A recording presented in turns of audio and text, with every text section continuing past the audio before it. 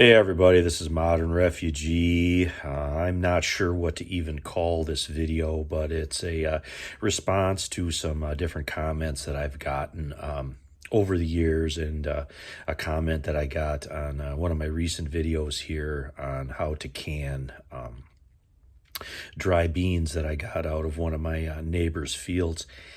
And the comments are always something of this nature. You shouldn't use that stuff out of the field there because there's too many chemicals on it.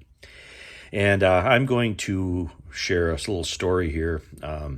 My wife and I took a ride about maybe a year and a half ago, and we went about 150 miles or so from where we live here because we're in a primarily agricultural area. And I seen something. I seen daisies growing on the side of a road.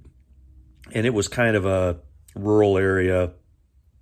There were still some woods around. It was a low spot that kind of went down into where a river went through, and there was a bridge there that we crossed, and there were daisies growing on the side of the road. And I said to my wife, I haven't seen a daisy growing on the side of the road where we live since I was probably 10 years old. And why is that? Because of all this agricultural spraying that goes on. And they've eradicated the daisies. There are no more daisies. Daisies used to be considered a weed when I was growing up because they're prolific. You know, they spread. And but there are no more daisies where I live. There's no more wild daisies. I haven't seen any, like I said, since I was probably 10 years old.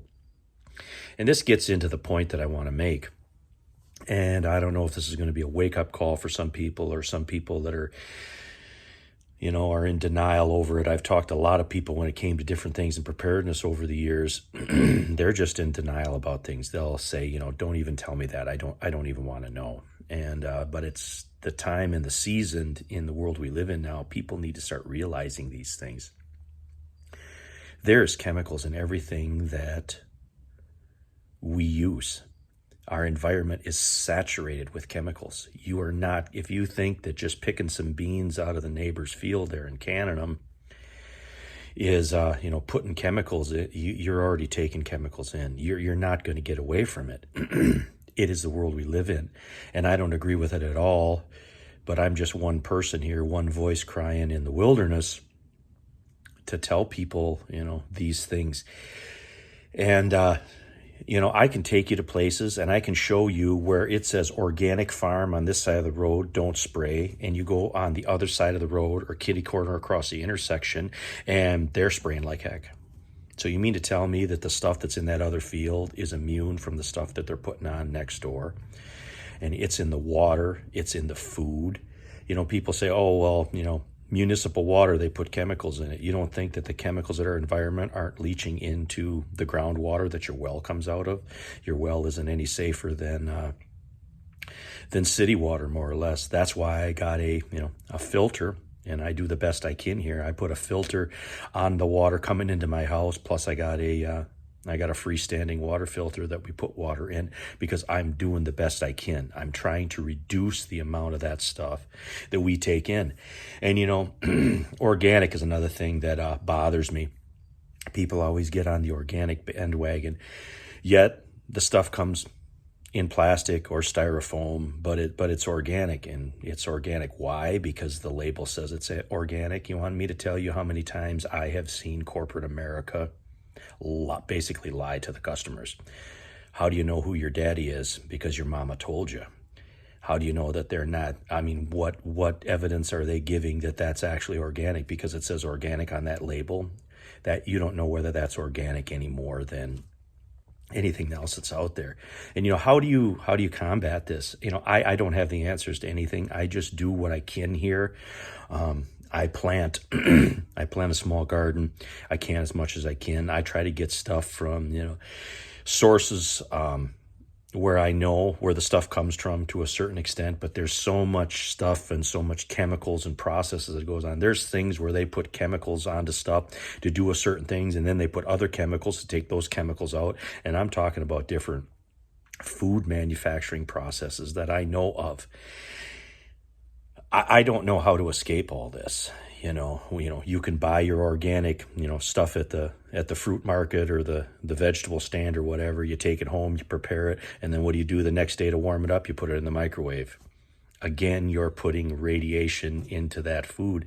Look at Fukushima. That's another perfect example. Look at all the watersheds that are connected to the Pacific Ocean. All that radiation from Japan there is in the water, is in the food, is in the food that's taken out of the Pacific Ocean, spread all the way around the globe. How are you going to prevent that? How is one person going to prevent that? I don't have the answers to any of this stuff, but I just do what I can here. But people need to start realizing that everything that we do, the clothes that we wear, the packaging that our food comes in, we are in constant contact with chemicals. All the seeds that are planted, all in the agricultural areas, they all, if you've ever seen them, they're pink. And that's because they've got chemicals on those seeds before they even go into the ground. And, the stuff that grows up out of the ground, the corn, whatever, they feed that to the animals. Then we eat the animals.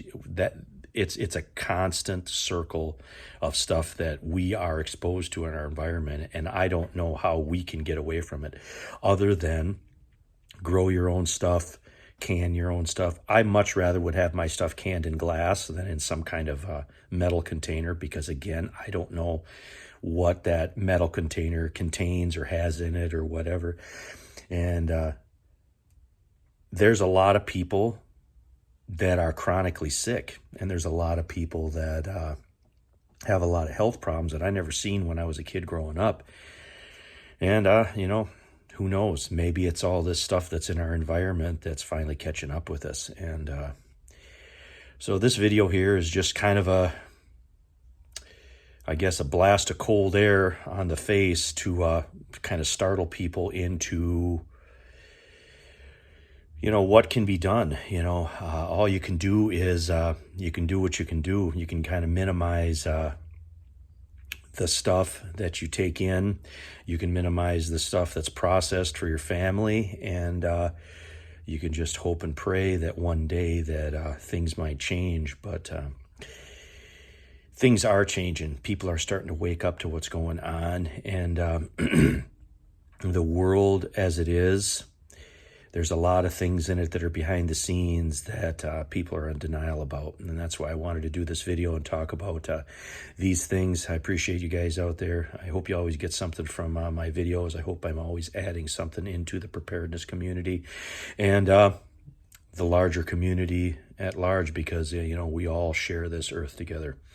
Anyways, Modern Refugee, I appreciate you guys. You guys have a good one.